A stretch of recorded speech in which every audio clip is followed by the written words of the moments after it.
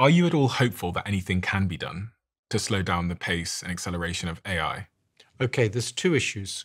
One is, can you slow it down? Yeah. And the other is, can you make it so it will be safe in the end? It won't wipe us all out. I don't believe we're going to slow it down. Yeah. And the reason I don't believe we're going to slow it down is because there's competition between countries and competition between companies within a country. And all of that is making it go faster and faster. And if the US slowed it down, China wouldn't slow it down. Does Ilya think it's possible to make AI safe? I think he does. He won't tell me what his secret sauce is. I'm not sure how many people know what his secret sauce is. I think a lot of the investors don't know what his secret sauce is, but they've given him billions of dollars anyway because they have so much faith in Ilya, which isn't foolish. I mean, he was very important in AlexNet, which got object recognition working well. He was the main force behind the things like GPT-2, which then led to ChatGPT. So I think having a lot of faith in Ilya is a very reasonable decision.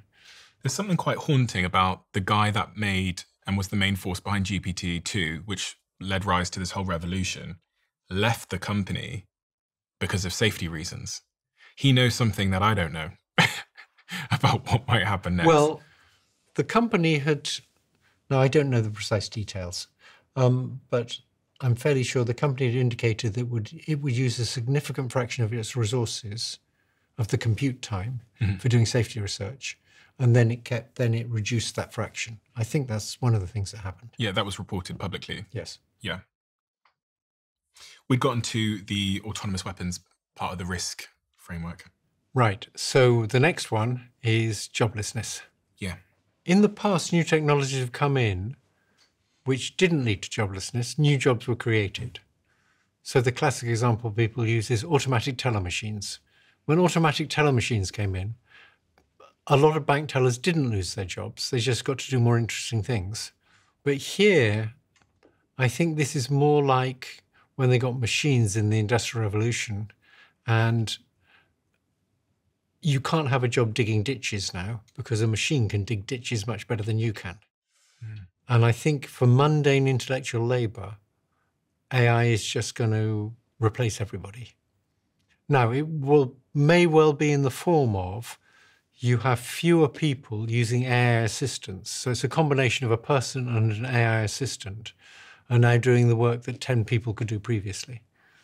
People say that it will create new jobs, though, so we'll be fine. Yes, and that's been the case for other technologies, but this is a very different kind of technology. If it can do all mundane human intellectual labor, then what new jobs is it going to create? You'd have to be very skilled to have a job that it couldn't just do. So I don't think they're right. I think you can try and generalize from other technologies that have come in, like computers or automatic teller machines, but I think this is different. People use this phrase, they say, AI won't take your job. A human using AI will take your job. Yes, I think that's true.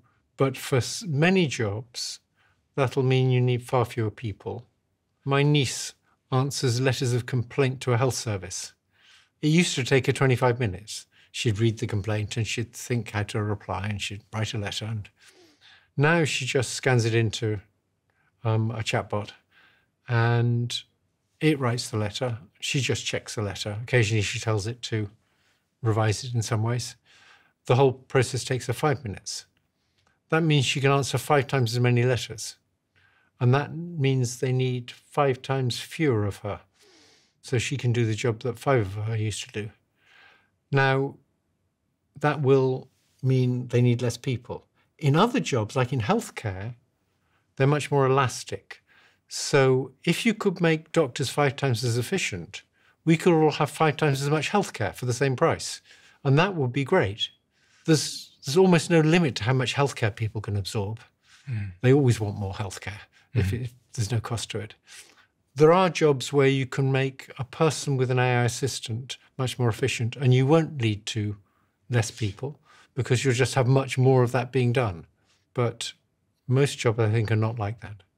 Am I right in thinking this sort of industrial revolution played a role in replacing muscles? Yes, exactly. And this revolution in AI replaces intelligence, the brain? Yeah. So mundane intellectual labor is like having strong muscles, and it's not worth much anymore. So muscles have been replaced. Now intelligence is being replaced. Yeah.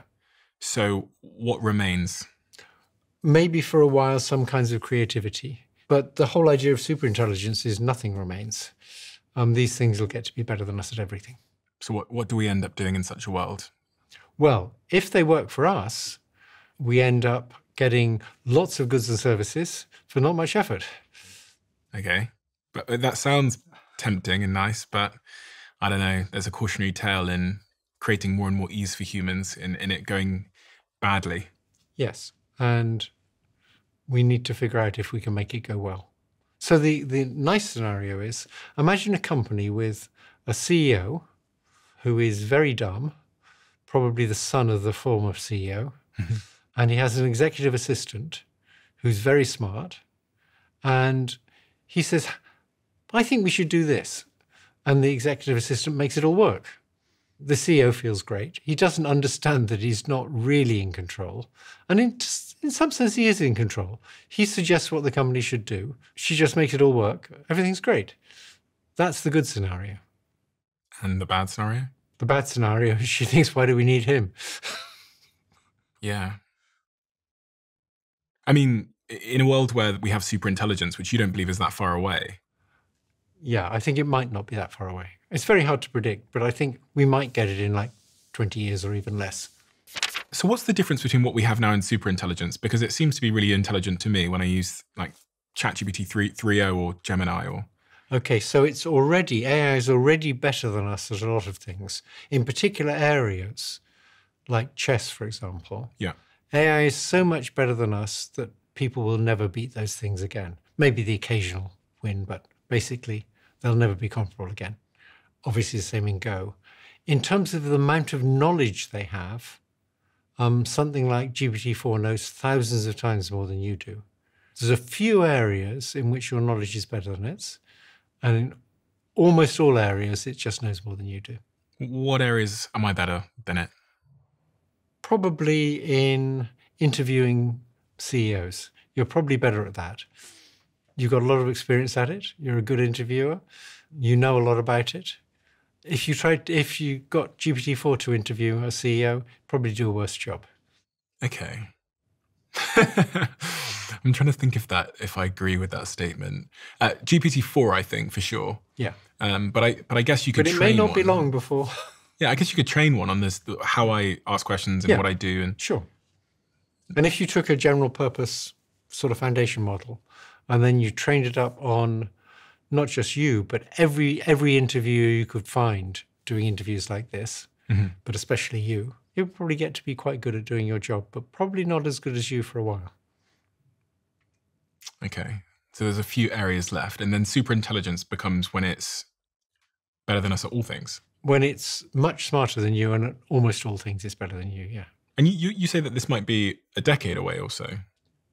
Yeah, it might be. It might be even closer. Some people think it's even closer. It might well be much further. It might be 50 years away. That's still a possibility. It might be that somehow training on human data limits you to not being much smarter than humans. My guess is between 10 and 20 years we'll have superintelligence. On this point of joblessness, it's something that I've been thinking a lot about in particular because I started messing around with AI agents. And we released an episode on the podcast actually this morning where we had a debate about AI agents with a CEO of a big AI agent company and a few other people. And it was the first moment where it was another moment where I had a eureka moment about what the future might look like. When I was able in the interview to tell this agent to order all of us drinks. And then 5 minutes later in the interview, you see the guy show up with the drinks and I didn't touch anything. I just told it to order us drinks to the studio. And you didn't know about who you normally got your drinks from. It figured that out from the web. Yeah, figured it out because it went on Uber Eats. It has my data, I guess. And we put it on the screen in real time so everyone at home could see the agent going through the internet, picking the drinks, adding a tip for the driver, putting my address in, putting my credit card details in. And then the next thing you see is the drinks show up. So that was one moment. And then the other moment was when I used a tool called Replit and I built software by just telling the agent what I wanted. Yes, it's amazing, right? It's amazing and terrifying at the same time. Yes. Because... And if it can build software like that, right? Yeah. Remember that the AI, when it's training, is using code. And if it can modify its own code, then it gets quite scary, right?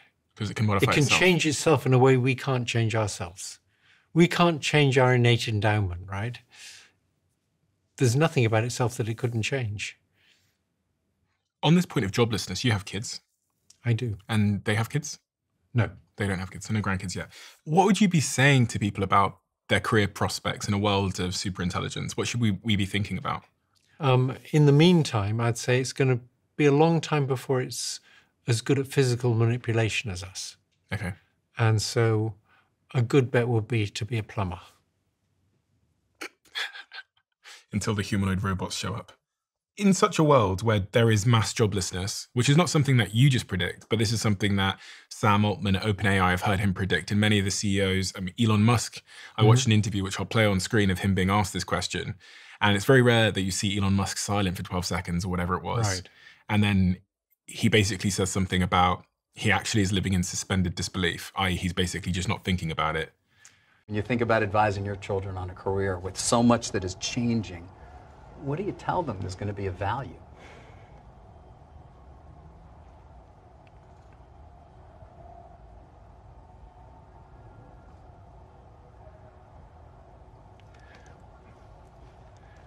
Well, that is a tough question to answer. I would just say, to sort of follow their heart in terms of what they find interesting to do or fulfilling to do. I mean, if I think about it too hard, frankly, it can be dispiriting and demotivating. Because, I mean, I go through, I've put a lot of blood, sweat, and tears into building the companies, and then I'm like, wait, well, should I be doing this? Because if I'm sacrificing time with friends and family that I would prefer to do, but then ultimately the AI can do all these things, does that make sense? I don't know. To some extent, I have to have deliberate suspension of disbelief in order to remain motivated. So I guess I would say just, work on things that you find interesting, fulfilling, and that contribute some good to the rest of society. Yeah, a lot of these threats, it's very hard to, intellectually you can see the threat, but it's very hard to come to terms with it emotionally. Yeah. I haven't come to terms with it emotionally yet. What do you mean by that? I haven't come to terms with what the development of superintelligence could do to my children's future. I'm okay, I'm 77. I'm going to be out of here soon. But for my children and my younger friends, my nephews and nieces, and their children, I just don't like to think about what could happen. Why? Because it could be awful. In what way? Well, if I ever decided to take over, I mean, it would need people for a while to run the power stations until it designed better analog machines to run the power stations. There's so many ways it could get rid of people, all of which would, of course, be very nasty. Is that part of the reason you do what you do now? Yeah. I mean, I think we should be making a huge effort right now to try and figure out if we can develop it safely. Are you concerned about the midterm impact potentially on your nephews and your kids in terms of their jobs as well? Yeah, I'm concerned about all that. Are there any particular industries that you think are most at risk? People talk about the creative industries a lot and it's sort of knowledge work. They talk about lawyers and accountants and stuff like that. Yeah, so that's why I mentioned plumbers. I think plumbers are less at risk. Okay, I'm going to become a plumber. Someone like a legal assistant, a paralegal, they're not going to be needed for very long. And is there a wealth inequality issue here that will rise from this? Yeah, I think in a society which shared out things fairly, if you get a big increase in productivity, everybody should be better off. But if you can replace lots of people by AIs, then the people who get replaced will be worse off, and the company that supplies the AIs will be much better off. and the company that uses the AIs. So it's going to increase the gap between rich and poor. And we know that if you look at that gap between rich and poor, that basically tells you how nice a society is. If you have a big gap, you get very nasty societies in which people live in walled communities and put other people in mass jails. It's not good to increase the gap between rich and poor. The International Monetary Fund has expressed profound concerns that generative AI could cause massive labour disruptions and rising inequality, and has called for policies that prevent this from happening. I read that in the Business Insider. So have they given any idea of what the policies should look like? No. Yeah, that's the problem. I mean, if AI can make everything much more efficient and get rid of people for most jobs, or have a person assisted by AI doing many, many people's work, it's not obvious what to do about it. Universal basic income? Give everybody money? Yeah, I think that's a good start. And it stops people starving. But for a lot of people, their dignity is tied up with their job. I mean, who you think you are is tied up with you doing this job, right? Yeah. And if we said, we'll give you the same money just to sit around, that would impact your dignity. You said something earlier about it's surpassing or being superior to human intelligence. A lot of people, I think, like to believe that AI is on a computer and it's something you can just turn off if you don't like it. Well, let me tell you why I think it's superior. Okay. It's digital. And because it's digital, you can simulate a neural network on one piece of hardware. Yeah. And you can simulate exactly the same neural network on a different piece of hardware. So you can have clones of the same intelligence. Now, you could get this one to go off and look at one bit of the internet, and this other one to look at a different bit of the internet. And while they're looking at these different bits of the internet, they can be syncing with each other, so they keep their weights the same. The connection strengths the same. Weights are connection strengths. Mm-hmm. So this one might look at something on the internet and say, oh, I'd like to increase this strength of this connection a bit. And it can convey that information to this one, so it can increase the strength of that connection a bit based on this one's experience. And when you say the strength of the connection, you're talking about learning. That's learning, yes. Yeah. Learning consists of saying, instead of this one giving 2.4 votes for whether that one should turn on, we'll have this one give 2.5 votes for whether this one should turn on. Now, that would be a little bit of learning. Mm-hmm. So these two different copies of the same neural net are getting different experiences. They're looking at different data, but they're sharing what they've learned by averaging their weights together. Mm-hmm. And they can do that averaging at you can average 1 trillion weights. When you and I transfer information, we're limited to the amount of information in a sentence. And the amount of information in a sentence is maybe 100 bits. It's very little information. We're lucky if we're transferring like 10 bits a second. Mm-hmm. These things are transferring trillions of bits a second. So they're billions of times better than us at sharing information. And that's because they're digital, and you can have 2 bits of hardware using the connection strengths in exactly the same way. We're analog and you can't do that. Your brain's different from my brain. And if I could see the connection strengths between all your neurons, it wouldn't do me any good because my neurons work slightly differently and they're connected up slightly differently. Mm-hmm. So when you die, all your knowledge dies with you. When these things die, suppose you take these 2 digital intelligences that are clones of each other and you destroy the hardware they run on. As long as you've stored the connection strength somewhere, you can just build new hardware that executes the same instructions, so it'll know how to use those connection strengths, and you've recreated that intelligence. So they're immortal. We've actually solved the problem of immortality, but it's only for digital things. So it will essentially know everything that humans know, but more, because it will learn new things. It will learn new things. It will also see all sorts of analogies that people probably never saw. So, for example, at the point when GPT-4 couldn't look on the web, I asked it, why is a compost heap like an atom bomb?